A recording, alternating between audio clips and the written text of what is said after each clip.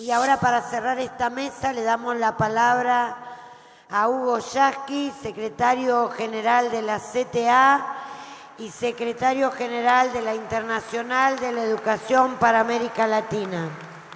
Buen día, compañeras, compañeros. La verdad que un gusto enorme ver la respuesta a la convocatoria. Ver acá a 3.000 maestras y maestros, a 3.000 profesores y profesoras convocados para debatir, para generar un espacio en el que podamos discutir nuestras distintas miradas. Mañana va a ser extraordinario, me imagino, cuando sean ustedes mismos quienes a lo largo de todo el día empiecen a mostrar y a discutir eso que para nosotros tiene un valor inmenso, que es sacar de la entraña de la escuela pública, de la práctica de los docentes de cada una de nuestras provincias, el contenido que después tenemos que darle forma para decir que tenemos un cerebro colectivo, que es el sujeto de los trabajadores y trabajadoras de la educación, capaz de construir una propuesta que surja de la escuela, una propuesta educativa. Acá lo decían, se reúnen empresarios y discuten proyecto educativo. Se reúne IDEA en Mar del Plata este año y uno de los temas es la educación para la Argentina. Se reúnen los empresarios de los grupos ojeros, Grobo Copatel convoca a discutir el proyecto educativo de la Argentina. La sociedad rural discute el proyecto educativo para la Argentina. Es decir, parece que los empresarios tuvieran derecho a discutir, a opinar, a pagar profesionales que traen casi siempre de los países del norte para mostrar cuál es el camino para la educación. Y resulta ser que nosotros, los que producimos todos los días el conocimiento que se genera desde cada poro de la escuela, tenemos que ser simplemente llamados al momento de aplicar la receta y la fórmula que los señores empresarios definen en los cenáculos donde nosotros no entramos. Esto es lo que pasó en el año 85 en la Argentina. Cuando en el año 85 se discutió en aquel congreso que se llamó pedagógico, los docentes terminamos instalando la primer carpa que tuvimos en la historia etcétera. Nos instalamos enfrente del congreso pedagógico y repartíamos volantes denunciando que ahí discutían distintos sectores, pero que no estábamos los verdaderos protagonistas, los trabajadores y las trabajadoras de la educación. Hay que recuperar esa iniciativa, porque después de la experiencia del 85, vino la experiencia en la década del 90 del intento de privatizar la escuela argentina, y eso también fue una decisión de las clases dominantes de nuestro país. Y fue peor todavía que lo del 85, porque esa decisión se tomó en Washington. Un día vino Cavallo en 1992 con una carta de intención que se había firmado ante el Fondo Monetario Internacional y en la cual el gobierno argentino, eran 12 puntos, en el 8º punto se comprometía a provincializar el sistema educativo. Fue la ley de transferencia educativa. Y ahí hubo un intento de resistir. Hubo un intento de resistir esa transferencia educativa. Pero en ese momento nuestra fuerza, frente a lo que era el embate del discurso único, del neoliberalismo, frente a lo que era el apogeo del menemismo, que había convencido a muchos argentinos y argentinas de que nos habíamos eyectado al primer mundo. Teníamos un peso que valía igual que el dólar.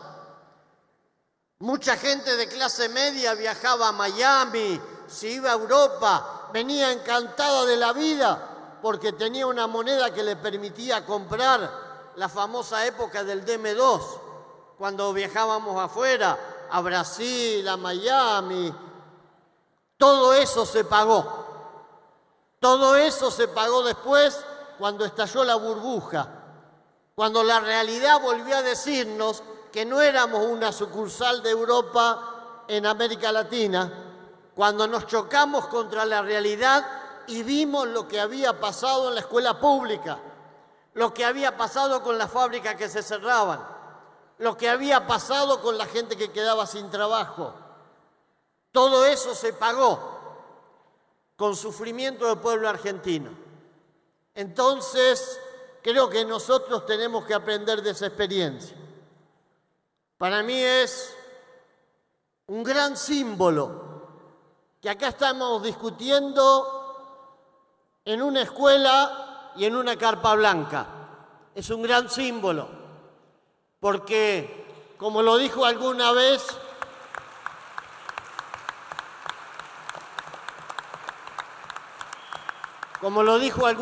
Adriana, en Argentina no se pudo hacer lo que se hizo en Chile porque hubo la resistencia del gremio de los docentes, porque existió una cetera, porque hubo organizaciones de los trabajadores que se sumaron a nuestras luchas, que entendieron nuestra lucha. Si no, hoy estaríamos en la realidad de Chile. ¿Cuál es la realidad de Chile? 70% de la educación privatizada, 70% de la matrícula es privada. Si nosotros miramos la realidad de Argentina, la cifra es al revés. 70% todavía es pública, 75%.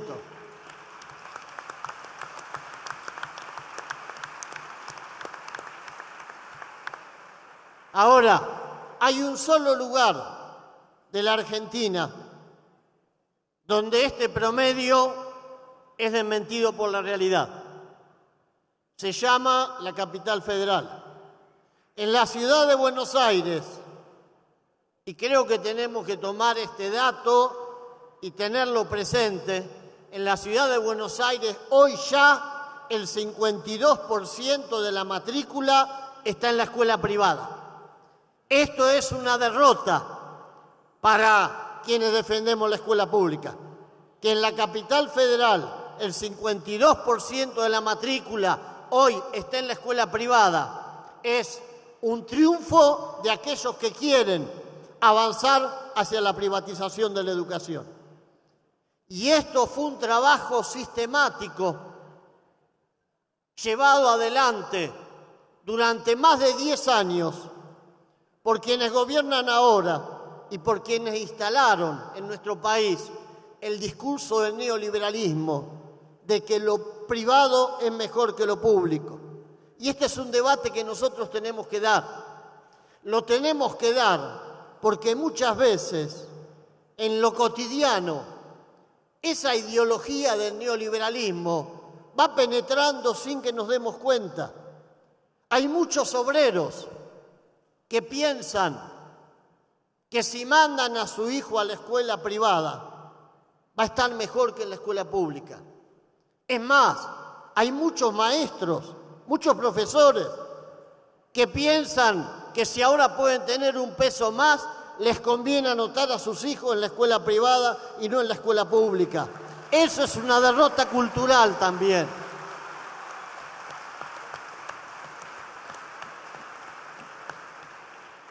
Pero tenemos que verlo sin prejuicio. Yo no quiero plantearlo a título de sentencia, no hay ninguna sentencia, hay un debate por delante. ¿Por qué de pronto podemos pensar, si somos docentes de la escuela pública, que nuestros hijos pueden estar mejor en la escuela privada? ¿Por qué se produce esa alienación si nosotros estamos dando todo lo que tenemos en las aulas de la escuela pública? ¿Qué es lo que penetró en nuestra cabeza para que eso pueda ser el pensamiento de un trabajador o de una trabajadora? Hace poco yo escuchaba a un dirigente sindical y no podía creer lo que decía. En Radio Nacional, justificando las razones de un paro, el secretario general de la Fraternidad, explicaba que un trabajador tenía derecho a reclamar un salario de 30.000 pesos, cosa que no pongo en discusión, pero él a continuación explicaba: tenemos derecho a tener salarios de 30.000, de 40.000 pesos, porque necesitamos que nuestros hijos vayan a la escuela privada. Tenemos que tener el mismo derecho que cualquiera de la clase media. Escuchar a un dirigente sindical decir eso y agregó, el motivo por el cual necesitamos que nuestros hijos estén en la escuela privada es porque en la del Estado hay muchas huelgas, hay muchos paros. O sea, yo lo escuchaba y la verdad iba manejando el auto y casi choco, porque digo, este tipo está explicando por qué hace un paro de trenes y el argumento que da es que quieren ganar los 30.000 pesos que le hacen falta para pagarle la escuela privada a sus chicos porque los maestros hacen mucho paro. Eso es la derrota cultural. Eso es la penetración del neoliberalismo en las cabezas nuestras. Y ese es un tema que tenemos que incorporar, porque con esto pasa como con las enfermedades asintomáticas. Son las más peligrosas. Las enfermedades que no producen síntomas, que nos hacen pensar que estamos viviendo algo natural, son las peores. Y la clase dominante quiere que nosotros incorporemos como propio el pensamiento y la ideología de los que tienen el poder económico. Y esta es una disputa de ideas. Cuando Fidel Castro estuvo en Argentina la última vez, hace ya unos cuantos años, él dijo: las futuras luchas van a ser luchas de ideas. Tenemos que discutir el sentido que hoy intenta ordenar al mundo. Tenía una frase que hoy vi en la publicación que se hizo del movimiento pedagógico de Freire. Freire decía, hace muchos años: la lucha ya no se reduce a retrasar lo que acontecerá o asegurar su llegada. Es preciso reinventar el mundo. La educación es indispensable en esa reinvención. Y cuando escuchamos a Pablo Freire que decía esto, si pensamos cuál es el mundo que hoy tenemos, en qué mundo vivimos, esto de reinventar el mundo desde los sectores populares, desde la clase trabajadora, es fundamental. Hoy vivimos en un mundo, fíjense, el último ejemplo del mundo en que vivimos, Grecia. Grecia, que eligió un gobierno para luchar contra el ajuste. Grecia, que convocó a su pueblo a votar en un plebiscito para parar el ajuste que los está matando. Y Europa, unida, atrás de la troika que encabeza Merkel, imponiéndole a los griegos políticas de ajustes peores que las que nosotros tuvimos en la década del 90. Un mundo en el que la crisis económica que generaron los bancos y la especulación financiera termina teniendo como únicos ganadores a los bancos y a los especuladores financieros que generaron la crisis. Cuando veíamos la crisis hace 10 años, algunos decían, va a ser una oportunidad para los que quieren la transformación social.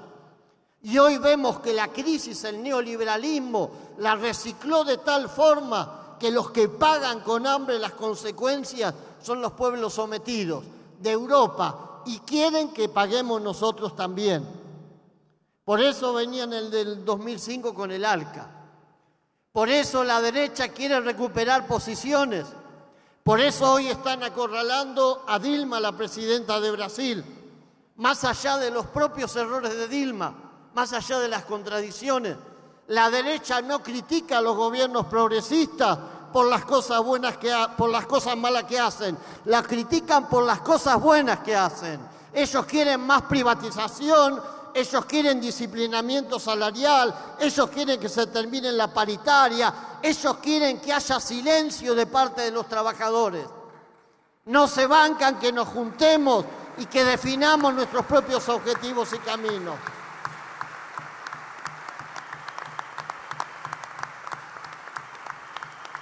Y esto necesitamos incorporarlo como parte de nuestro debate. Cuando acá el video termina con una consigna, ni un paso atrás, que es una vieja consigna de los republicanos, de los luchadores sociales, una vieja consigna de todos los pueblos que han luchado, que alguna vez fue posible sostener esa consigna con la lucha y que otras veces los pueblos fueron derrotados. Pero eso para nosotros tiene una tremenda actualidad, porque Argentina, con todos los vaivenes, con todos los problemas que tenemos por resolver, con toda la desigualdad que existe, tiene todavía la posibilidad de seguir avanzando para construir empleo, para construir salario, para construir independencia económica. Hace falta vincular la escuela a la construcción de la independencia y de la soberanía de una nación. Cuando nos ponemos contentos porque crece la industria automotriz, lo que no decimos es que el 80% de las partes que componen cada auto que se fabrica en la Argentina tiene componentes que vienen de los países del norte. Crece la industria automotriz y crece el déficit en términos de moneda. Son contradicciones que nosotros tenemos que resolver en el marco de un proyecto popular. Acá en la Argentina hoy tenemos claramente delineados dos proyectos, que son los dos proyectos que existen en América Latina. Cuando vayamos a Costa Rica, porque estas asambleas, estos encuentros, no solamente la vamos a hacer en cada provincia de la Argentina, lo vamos a ir haciendo en cada país de América Latina, desde el sur al norte hasta llegar a Costa Rica. Y ahí vamos a encontrarnos con compañeros que vienen de países como Colombia, donde se asesina a los docentes a manos de paramilitares cuando intentan ponerse de pie y luchar por sus reivindicaciones. Van a venir compañeros de México, donde hoy todavía se oculta que hay 43 estudiantes normalistas asesinados por los narcos y por el gobierno de ese país. Van a venir los compañeros de Honduras, donde hoy se sigue asesinando a los militantes sindicales y a los luchadores por los derechos humanos, donde se sigue torturando. Van a venir de países donde se sigue aplicando la política del neoliberalismo, que son los países que están discutiendo el TISA, porque Uruguay es la única excepción de un gobierno popular y democrático discutiendo el TISA. Pero después, acá está la lista, y es muy clara. ¿Quiénes discuten el TISA con Estados Unidos? Chile, Colombia, Costa Rica, México, Panamá, Paraguay, Perú. Es decir, países donde la clase dominante está instalada en el gobierno, en el manejo de la cuestión económica, en el manejo de la cuestión educativa y en el manejo de las condiciones de vida de su pueblo, a los que someten al hambre. Este mapa complejo es el que nosotros tenemos que armar, porque como decía Manuel, como decían otros compañeros, no hay salida para los argentinos, no hay salida para los brasileños, no hay salida para los colombianos ni para los mexicanos si no hay unidad de América Latina. Hace 200 años, con esas figuras que mostraba el video, tuvimos la oportunidad de construir la patria grande. Y una vez decía Mujica, tenemos naciones en América Latina porque no supimos construir la patria. Hay que reconstruir esa patria. Hay que enfrentar al imperialismo yanqui, los latinoamericanos de pie, diciéndole, hasta acá llegan.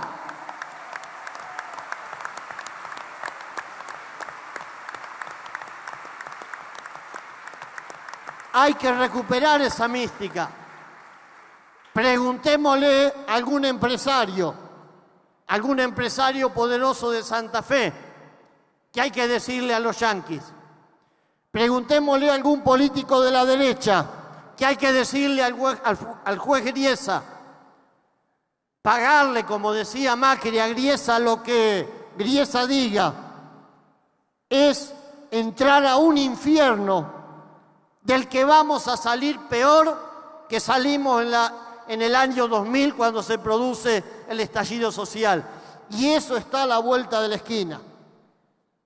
Y digamos, porque hay que decirlo con todas las letras, necesitamos la autonomía de la clase trabajadora, porque la lucha esta va a seguir, porque lo que viene después del 2015 es un escenario donde si no hay luchas del campo popular, si no hay unidad del campo popular, si no construimos la correlación de fuerza que impida que los grupos dominantes nos vuelvan a llevar a la Argentina de los 90, vamos a vivir una nueva derrota. La única garantía es nuestro pueblo, la única garantía es la escuela pública, la única garantía son ustedes, son los trabajadores, y a eso hay que apelar. Gracias, compañeros y compañeras, y a poner la fuerza para que del debate de ideas surjan los caminos que vamos a andar en común. Gracias. Muy fuerte el aplauso para esta última disertación y para las 4 que tuvimos.